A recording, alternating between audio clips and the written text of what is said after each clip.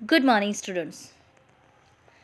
कल हमने पढ़ा था रक्त परिसंचरण के बारे में, जिसमें हमने रक्त परिसंचरण तंत्र की बात की थी और हमने बात की थी रक्त की। रक्त जो होता है उसमें जो तरल पदार्थ होता है वो प्लाज्मा होता है और उसमें लाल रक्त कोशिकाएं, श्वेत रक्त कोशिकाएं और प्लेटलेट्स होती हैं जो कि अलग अलग कार्य करती हैं।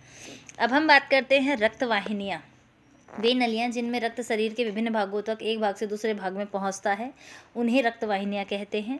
शरीर में विभिन्न प्रकार की रक्त वाहिनियाँ होती हैं जो रक्त को शरीर के एक जगह से दूसरे स्थान तक लेकर जाती हैं। आप जानते हैं कि अंतःश्वसन के समय ऑक्सीजन की ताज़ा आपूर्ति फेफड़ों को भर देती है। रक्त इस ऑक्सीजन का परिवहन शरीर के अन्य भागों में करता है। साथ ही रक्त कोशिकाओं में कार्बन डाइऑक्साइड सहित अन्य अपशिष्ट पदार्थों को ले लेता है। इस रक्त को वापस हृदय में लाता है, जहां ये फेफड़ों में जाता है। फेफड़ों से कार्बन डाइऑक्साइड बाहर निकाल दी जाती है, जैसा कि आपने अध्याय 10 में पढ़ा था। इस प्रकार हमारे शरीर में दो तरह की रक्त वाहिनियाँ होती हैं, एक होती है धमनी और एक होती है सिरा। तो हमारा जो हृदय होता है उसमें 4 चैम्बर होते हैं। हमारे शरीर में कुछ रक्त वाहिनियाँ तो ऐसी होती हैं जो भोज्य पदार्थों को, ऑक्सीजन को शरीर के विभिन्न भागों तक लेकर जाती हैं, वो धमनियाँ होती हैं। और कुछ रक्त वाहिनियाँ ऐसी होती हैं जो कार्बन डाइऑक्साइड को वापस फेफड़ों में लेके आती हैं, वो सिराएं होती हैं। धमनियाँ हृदय से ऑक्सीजन समृद्ध रक्त को शरीर के सभी भागों में लेकर जाती हैं। क्योंकि रक्त प्रवाह तेजी से और अधिक दाब पर होता है, इसीलिए जो धमनियाँ हैं वो मोटी होती हैं। यहाँ पे मैं आपको एक डायग्राम की हेल्प से इसको समझाऊंगी। अगर हम बात करें, यहाँ पे ये जो आपको संरचना दिख रही है, ये हमारा हार्ट है, ठीक है। इसमें 4 चैम्बर हैं। जो शुद्ध, जैसे ही हम सांस लेते हैं ये ऑक्सीजन फेफड़ों में जाती है और फेफड़ों में जाते ही ये रक्त में मिल जाती है और रक्त में मिलकर ये जाती है हृदय में। हृदय से ये ऑक्सीजन वाला जो रक्त है ये शरीर के सभी भागों में जाता है और वहाँ पर ये क्या करता है, जो है ऑक्सीजन युक्त जो रक्त है पूरे शरीर के सभी भागों में जाता है और वहाँ पे ग्लूकोज का विखंडन होता है, जैसा कि हमने पहले भी पढ़ा था। उसके बाद कार्बन डाइऑक्साइड बनती है और ये कार्बन डाइऑक्साइड युक्त जो रक्त है वापस फेफड़ों में आता है और फेफड़ों से कार्बन डाइऑक्साइड बाहर मुक्त कर दी जाती है।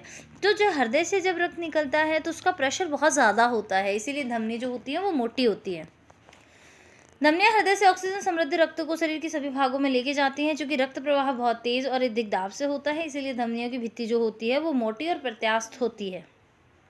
अब हम देखेंगे धमनियों में रक्त के प्रवाह का अनुभव हम कैसे कर सकते हैं। रक्त प्रवाह का हम अनुभव किस तरह से करेंगे, तो अपने दाहिने हाथ की मध्य और तर्जनी अंगूठी को अपनी बाईं कलाई के भीतर भाग पर रखिए।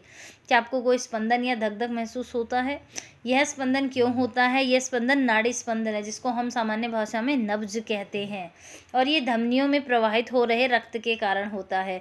जब कभी आप डॉक्टर के पास जाते हो तो डॉक्टर इस तरह से आपके हाथ को देखता है, तो वो आपकी नाड़ी में होने वाले स्पंदन को देखता है, नब्ज को चेक करता है। और ये जो है ये धमनियों में प्रवाहित होने वाले रक्त के कारण ये स्पंदन होता है। देखिए 1 मिनट में हम कितनी बार स्पंदन करते हैं। आप 1 मिनट तक आप स्टॉप वॉच रखिए और नोट करिए 1 मिनट में ये कितनी बार जो है नाड़ी स्पंदन होता है। 1 मिनट में किसी भी व्यक्ति के अंदर जो है नाड़ी स्पंदन की जो संख्या होती है उसे नाड़ी स्पंदन दर कहते हैं, यानी 1 मिनट में स्पंदनों की संख्या को स्पंदन दर कहते हैं। विश्राम की अवस्था में हमारी स्पंदन दर जो है सामान्य दर से थोड़ी कम होती हैं, और अगर हम बात करें जब हम तेज़ दौड़ के आते हैं, काम करते हैं, तो स्पंदन दर जो है वो बढ़ जाती है। विश्राम की अवस्था में किसी स्वस्थ वयस्क व्यक्ति की स्पंदन दर सामान्य 72 से 80 स्पंदन प्रति मिनट होती है। सामान्य अगर हम व्यक्ति की बात करें, वयस्क व्यक्ति की बात करें, तो विराम अवस्था के अंदर 1 मिनट में 72 से 80 स्पंदन प्रति मिनट होते हैं। 1 मिनट में 72 से 80 स्पंदन होंगे। अपने शरीर में अन्य ऐसे भागों का पता लगाइए जहां आप नाड़ी स्पंदन को अनुभव कर सकते हैं। अगर हम बात करें इसमें अपनी और अपने सहपाठियों की प्रति मिनट नाड़ी स्पंदन जो है वो ज्ञात करें और इसके अंदर लिखें। सबकी एक समान नहीं होती है, भिन्न भिन्न व्यक्तियों की जो स्पंदन दर होती है वो भिन्न भिन्न होती है, लेकिन हम सबका एवरेज निकालें तो वो लगभग समान होता है। एवरेज जो होता है वो जो है औसतन जो स्पंदन दर होती है। तो आप इस तरह से आपके घर में जितने भी लोग हैं उनकी उम्र के हिसाब से जो नाड़ी स्पंदन दर ज्ञात कर सकते हैं। वे रक्तवाहिनियाँ जो कार्बन डाइऑक्साइड युक्त रक्त को शरीर के विभिन्न भागों से वापस हृदय में लाती हैं उनको सिराएं कहते हैं। और सिराओं की भित्तियाँ अब जो है धमनियों की अपेक्षा जो होती है पतली होती हैं। सिराओं में ऐसे वल्ले होते हैं जो रक्त को केवल हृदय की ओर ही प्रवाहित होने देते हैं। यहाँ पे डायग्राम आपको बता दिया है, हमारे शरीर की परिसंचरण व्यवस्था दे रखी है।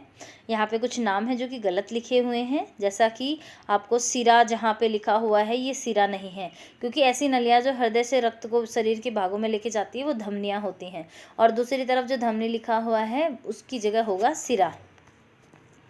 अब देखिए इसमें क्या आपको धमनियाँ अन्य छोटी छोटी वाहिनियों में विभाजित होती ही दिखाई दे रही हैं? बिल्कुल होती हैं। यहाँ पे जो धमनियाँ होती हैं, अगर हम बात करें हृदय से जो मेन जो महाधमनी जो है निकलती हैं, उसके बाद वो पतली पतली नलियों के अंदर विभाजित हो जाती हैं, और ये पतली पतली नलियाँ आगे और पतली नलियों में विभाजित होती हैं। इस तरह से पूरे शरीर में जो है वाहिनियों का जाल होता है, रक्त वाहिनियों का।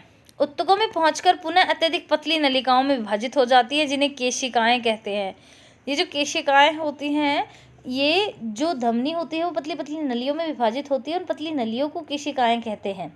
केशिकाएँ पुनः मिलकर सिराओं को बनाती हैं, जो रक्त को हृदय में लेकर आती हैं। अब यहाँ पे जो भुजो है, मैं चित्र 11.3 में देखकर भ्रमित हूँ। मैंने पढ़ा था कि धमनी सदा ऑक्सीजन समृद्ध रक्त ही लेकर जाती है, तो ये बिल्कुल सही है, लेकिन कुछ स्थितियाँ ऐसी होती हैं जहाँ पे धमनी जो है